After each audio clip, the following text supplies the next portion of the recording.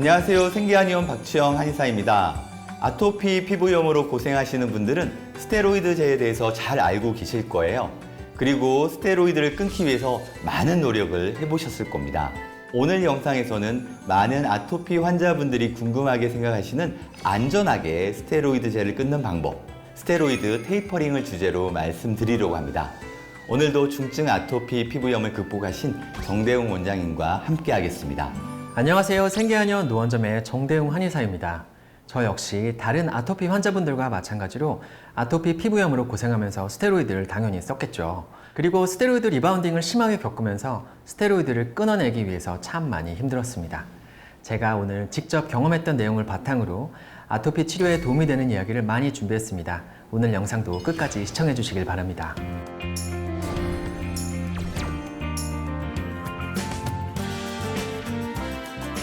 네, 많은 아토피 환자분들이 스테로이드를 사용하시다가 내원을 하시는데요. 대부분은 오랜 시간 스테로이드제를 사용하면서 아토피로 고생하신 분들입니다. 그런데 의외로 스테로이드제에 대해서 모르시는 분들도 많습니다. 보습제 하나를 살 때에도 전 성분을 꼼꼼히 살펴보시는 분들이 많으신데요. 그런데 스테로이드제에 대해서는 잘 모르시는 것이 아이러니하게 느껴질 때가 있습니다. 네, 그렇죠. 저 역시 아주 어릴 때부터 스테로이드제를 사용했지만 별 생각 없이 사용했던 것 같아요.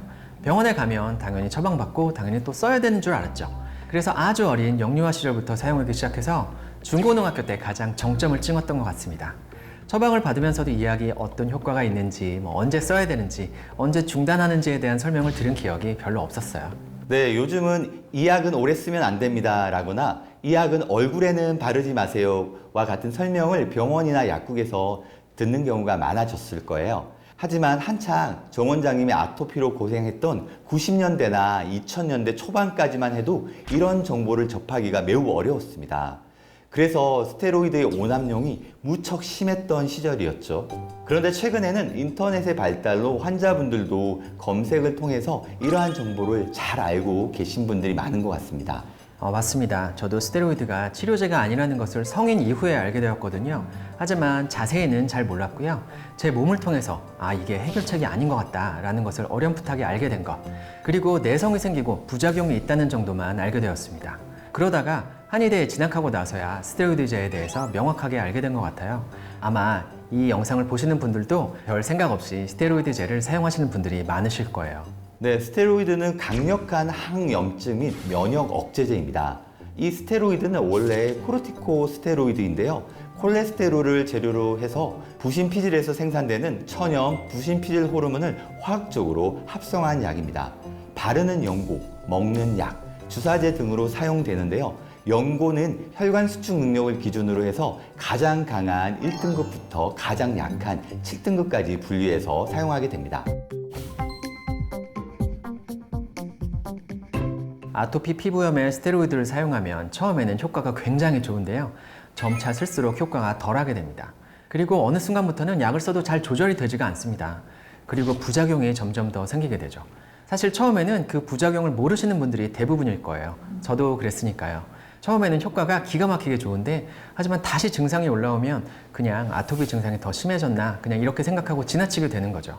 나중에 저도 공부를 하고 나서야 이런 증상들이 스테로이드 부작용이었다는 것을 알게 되었습니다. 네, 스테로이드를 중단하면 기존의 스테로이드로 억압했던 피부 증상이 더 세게 튀어나오는 반동 현상이 나타나게 됩니다. 이를 스테로이드 리바운드 현상이라고 하죠. 게다가 스테로이드를 중단하면서 피부 면역이 억제된 상태이기 때문에 외부 균에 대항하지 못하게 됩니다. 세균, 진균, 바이러스 등에 감염되어 2차 감염, 피부 감염증이 발생하기 쉽습니다. 오랫동안 사용해오던 스테로이드를 끊는다는 것은 보통 일이 아니에요. 저도 예전에 스테로이드를 한 번에 끊어보려고 많이 노력을 했는데요. 진짜 쉽지가 않았어요. 제가 그렇게 의지가 약한 편이 아닌데 이게 의지만으로는 극복할 수 있는 문제가 아니더라고요. 그때마다 좌절감도 느끼고 제 자신을 좀 자책했던 적도 있었습니다. 네, 제가 옆에서 10년 이상 지켜본 정 원장님은 누구보다도 강한 멘탈을 가진 분인데요.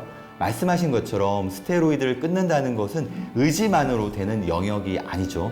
그래서 스테로이드에 대해서 잘 알아야 할 뿐만 아니라 옆에서 가이드를 해줄 경험 많은 의료진이 필요합니다.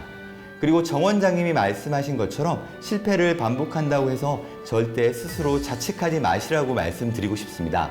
스테로이드를 끊는다는 것이 무척 어렵다는 것은 이미 다양한 논문으로 밝혀진 사실입니다. 그래서 중요한 것이 스테로이드 테이퍼링입니다. 한 번에 스테로이드를 끊는 것이 아니라 조금씩 계단식으로 용량을 줄여나가는 것을 테이퍼링이라고 합니다. 예를 들어 스테로이드를 하루에 30mg 사용했다면 그 다음 1, 2주 동안은 20mg을 사용하는 것이죠. 그리고 피부에 특별한 변화 없이 괜찮다면 그 다음 1, 2주 동안은 10mg 정도를 사용하는 식으로 하는 겁니다. 여기서도 문제가 없고 피부 상태가 괜찮다면 스테로이드를 중단하는 거예요. 이렇게 계단식으로 용량을 줄여나가는 것을 테이퍼링이라고 합니다. 네, 정 원장님이 설명해 주신 것처럼 스테로이드 테이퍼링은 각각의 단계에서 스테로이드를 줄여도 피부 증상이 괜찮다면 지속적으로 그리고 계단식으로 줄여나가면 되겠습니다. 그런데 만약 피부에 이상이 발생한다면 그 전보다 한 단계 이전의 용량을 다시 사용하셔야 합니다. 그런 다음에 우리 피부가 적응하는 것을 지켜보시다가 다시 용량을 줄이는 것이 바람직합니다. 저도 만약 과거로 돌아가서 스테로이드를 중단할 때 그때를 다시 돌아가 보면 테이퍼링도 선택지에 놓고 고려를 좀 해봤을 것 같아요. 몇 번은 진짜 생으로 중단해서 리바운드를 좀 겪어냈었고요. 또 한두 번은 망막박리나 포도막염 같은 안과 합병증 때문에 스테로이드를 좀 강하게 사용한 이후에 또 중단하는 과정에서 좀 세게 경험했던 적도 있습니다. 네, 스테로이드는 단계적으로 서서히 줄여나가는 것이 리바운드 반응과 2차 감염을 예방할 수 있는데요. 그런데 환자분들마다 스테로이드 사용 기간, 사용량, 그리고 현재 증상에 따라 테이퍼링 하는 방식이 달라질 수 있습니다. 어떤 특정한 공식이나 룰이 있는 것이 아니라서 시간이나 용량이 기준이 되는 것도 아니고요. 실제 환자분의 피부 상태나 건강 상태를 감안해서 테이퍼링을 진행하는 것이 핵심이죠. 특정한 공식이나 룰이 없다고 하신 게 정말 중요한 이야기입니다. 피부 증상이 전혀 없는 상태로 말하자면 금단 현상이 아예 없이 테이퍼링을 한다는 것은 현실적으로 참 어려운 얘기예요. 이론상으로는 가능하다고 할까요? 내 마음과 그리고 내 피부가 감수할 수 있을 정도의 상태를 유지하면서 그리고 충분히 통제 가능한 치료 환경을 만드는 것이 테이퍼링의 목표라고 볼 수 있겠습니다. 종종 테이퍼링이 나을지 아니면 한 번에 중단하는 것이 나을지도 선택지에 넣고 고민을 하기도 하는데요. 이렇게 여러 가지로 고려를 해야 될 것이 많은 그런 쉽지 않은 과정이기에 저희 같은 의료진이 함께 필요한 것이죠. 네, 스테로이드를 끊어내는 테이퍼링 과정에서 한방 치료는 많은 도움이 됩니다. 실제로 소아 아토피 피부염 환자를 대상으로 한 대만의 코트 연구가 있습니다. 1년간 스테로이드 단독군 9,012명과 스테로이드 한약 병행군 9,012명을 비교했는데요. 한약 병행군에서 스테로이드 사용 빈도가 42% 감소한 반면 스테로이드 단독군에서는 스테로이드 사용 빈도가 오히려 34% 증가했다고 합니다. 저 역시 한의학 치료를 받으면서 스테로이드제를 완전히 끊어낼 수 있었어요. 스테로이드를 중단하는 기간에 한약을 병행하면서 리바운딩 정도가 줄어들고 기간도 단축되는 경험을 했습니다. 한약 자체가 항염증, 항산화 작용이 있기 때문인데요. 손상된 피부 장벽을 보호하는 효과도 같이 있기 때문입니다. 지금 보시는 논문은 경희대학교 한의과대학 피부학 교실에서 발표된 논문입니다. 논문에서는 스테로이드와 한약을 병행하면 스테로이드 테이퍼링에서 발생하는 반동 현상을 억제할 수 있다고 설명할 수 있습니다. 네, 논문에서는 이러한 작용에 대해서 두 가지로 설명하고 있는데요. 첫 번째는 한약의 항염증 작용과 항산화 작용을 통해서 반동 현상으로 발생하는 증상을 조절할 수 있기 때문입니다. 그리고 두 번째는 한약이 스테로이드로 인한 피부 장벽 손상으로부터 보호 효과를 나타내기 때문입니다. 스테로이드는 표피에서 지질 합성을 억제해 피부 장벽 손상을 악화시키는데요.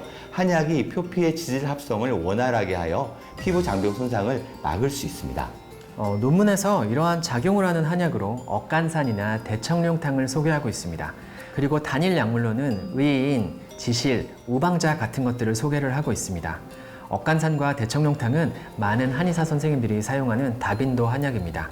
그리고 의인, 지실, 우방자 역시 많은 한의사들이 사용하는 다빈도 약재입니다.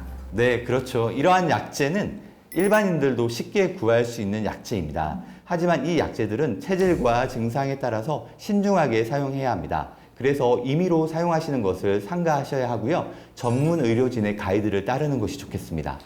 저 역시 스테로이드 테이퍼링이라는 힘든 과정을 겪어봐서 누구보다도 잘 알고 있는데요.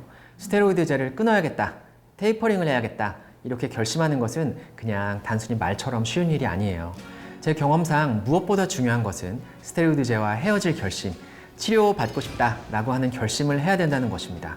스테로이드제를 중단할 수 있도록 그러한 계기를 여러분들의 마음속에서 그리고 여러분들의 삶 속에서 만들어 나가는 것이 무엇보다도 중요합니다. 그리고 스테로이드를 끊어낸 것만으로 아토피가 자연 치료되는 것은 아닙니다. 스테로이드 없이도 염증 반응이 발생되지 않으면서 피부 면역계가 안정이 되고 그리고 또 자체적인 피부 재생력까지 회복하도록 라이프 스타일을 개선하는 노력이 중요하겠습니다. 네, 오늘 영상에서는 스테로이드 테이퍼링에 대해서 설명드렸습니다. 오늘도 정대영 원장님께서 직접 경험하셨던 내용을 가슴 먹먹하게 자세하게 설명해 주셨습니다. 아토피로 고생하시는 많은 분들께 이 영상이 도움이 되었으면 좋겠습니다. 영상 보시고 궁금한 점이 있다면 댓글로 남겨주시면 답변 드리겠습니다. 시청해 주셔서 감사합니다.